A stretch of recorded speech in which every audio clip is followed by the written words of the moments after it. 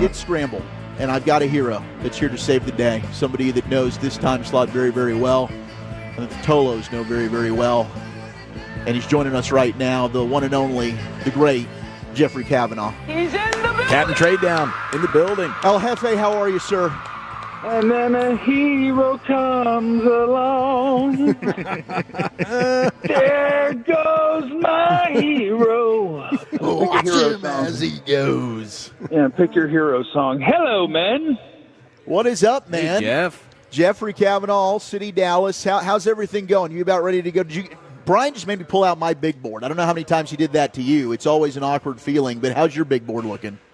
Oh, my big board is pristine. It's about as good as a big board can be, honestly. I was looking forward to this because I thought replacing Dane, it would be I would bring a little less depth, a little less professionalism, and I couldn't think of a positive, but I'm here, and that's important. And they just screwed up my haircut. I'm doing TV tonight, so now I've got weird bald spots between sideburn and facial hair. They're cutting my grass right now, so they're parked in front of my house, and the guy with the lawnmower's next to me, so I can't get out of the car. So everything's great. So did you get somebody come to your house to do the haircut? No, I went and got the haircut, and then upon my return, the mailman parks in front of my house because I'm on the Kona, and then in front of him is the lawn mowing guys because I'm a wealthy housewife and I don't do my own work, and I can't use my back gate to park in the driveway because then the dog would run out because I got a doggy door. So I'm just sitting next to my house waiting on something. Well, Jeff, you are our wide receiver whisperer. You gave us Michael Gallup a few years ago, and I do trust your eye, as does Brian, when it comes to wide receivers. And right now all the momentum is building towards maybe a Matthew Golden pick there at 12. I have advocated for Teteroa McMillan. I do have him ahead personally. But where are you at with these wide receivers, and how would you feel about a Matthew Golden with a star on his helmet? I would feel great about Matthew Golden with a star on his helmet. I would feel better about any one of those guys because if I got my way, if you could find a way to be Captain Trade Down, I would almost let these wide receivers work themselves out, honestly. Like, I'm with you. Teteroa McMillan is my wide receiver one. It's just hard to have super strong opinions on trying to separate these guys. They're all very different, but I think they're all NFL wide receiver twos, and it's like, what are you betting on? Which thing do you want this guy to do? I'm tempted to have Emeka Ibuka as my wide receiver one, and like that's just a floor play, but I promise he's going to be a quality receiver for a decade.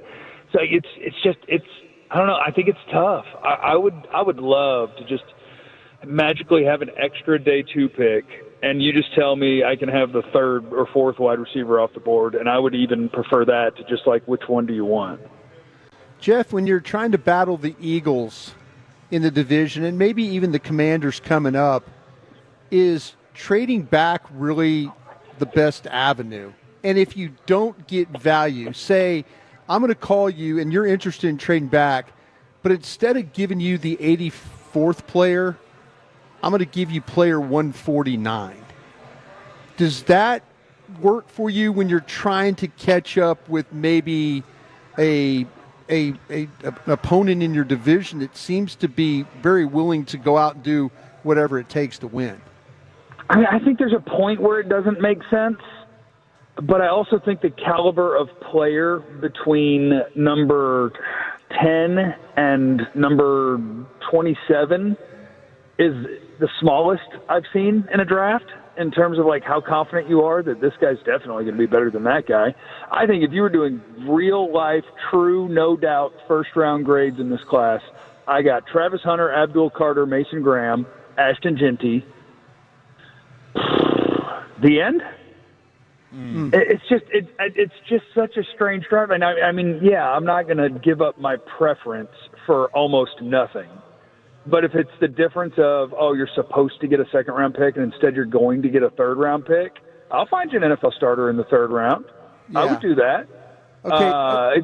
But yeah, if you're talking about 100 and something is the pick that I'm getting, then we're just going to have to pick one of these dudes. Yeah, as you talk about that, if you ask me, which you and I have on our Mondays and Thursdays, and I really do love Trust the Tape with you again. Thank you for doing that, getting that going again.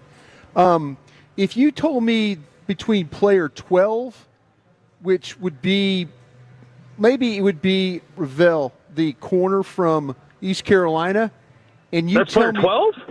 at player 12. Yeah, for me, player 12. Okay. All right, player 12, and then you say player 28. That's Josh Connerly, the tackle from Oregon. Oh, well, here's the fun of this draft then. I think that's ahead of Ravel. Do you? Yeah. Yeah. And See, so, and that's the beauty of the draft, I guess, is to some No, okay, you're well then, probably thinking that's too big of a drop, and I'm thinking I'm getting the better player. I do this then. How about Barron then? Where do you have Barron? Barron's in my top 15, yeah. Okay, I know you're in your car Connerly, right now and you don't have your notes in front of you. I'm sorry about that. No. Barron, I know that I have Barron as one of the top 12 to 15 players, and for me, Connerly is somewhere around 30. Okay, so that's the difference to me now. Barron at 12, Connerly at 30. You know, I don't feel like that's the fight is how far is too far, because see, that's what I'm saying. I don't 24. Yeah. Like I bet you I can still get Luther Burden or Emeka Ibuka. You think you could get a Ibuka at 24? I think. I mean, we're just guessing here, right? But I think Golden and McMillan are the first two wide receivers. Yeah. I bet there's not four wide receivers gone by the time I get to 23, 24, and it's just my guess. And that's just the perfect world. You don't get to have the perfect world. But in the perfect world, I get my wide receiver, too, and I get him where I want to pick him, and I get a bonus out of the deal. And that's just probably not the way that it's going to happen, because somebody's got to come want to get something, and I don't know if that's going to happen. See, that's what I was trying to just kind of say, that to me, that if you gave me a choice of Barron at 12, say, and they probably won't pick Barron. Well, let's say this. Because how about we'll do Luther Burden. I have him at 10. Wide receiver Mizzou. Yeah, remember to say the school, Brian. I know you're right about that. He's such a rookie. But see, that's what I'm saying though. I mean, I'm kind of thinking like, okay, if I wanted to take another position, it's such a far drop, and it's not worth it to me. For player 149, that's what I think the quality of the player is not worth the drop. Does that make sense? Yeah, no, I think that's totally possible. I think it's totally possible. But it's the number of guys where you're like, all right, would you rather have? And then you start firing names that are possible at 12. And it's like, all right, and then I'm going to watch the rest of the draft, and we're going to get to 29, and the defensive tackle out of Ole Miss, Walter Nolan, is going to get picked, and I'm going to be like, I mean, he might be better than the guy I picked at 12. It's just that sort of draft to me, where I don't have a giant confidence level that if Kelvin Banks is going to go in the mid-20s, which a lot of mock 21, believe, 21, yeah. If he's going to go in the mid-20s, am I super confident that the pick at 12 is going to have a better career than Kelvin Banks? Not really. And that's this year, and that's the fun of it. And so I can beat Dane Brugler because he's the first one I heard say these words, and he's supposed to be on right now in this draft. It's just wonky. It's a wonky one. Jeffrey, and I asked my guys this question here before you came on. Is there a chance that any one of these wide receivers that you pick potentially at 12 could be better than CeeDee Lamb? No chance.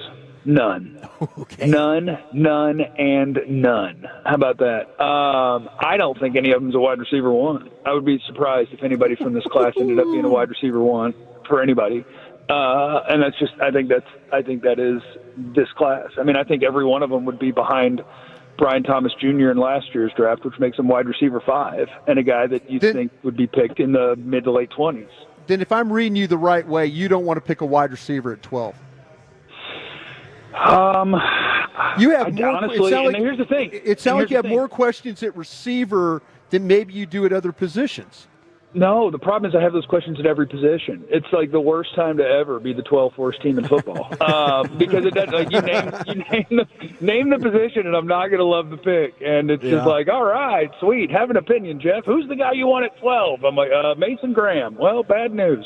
And so I think that's where they're at. And I think, honestly, while I've just bashed every single wide receiver in this draft.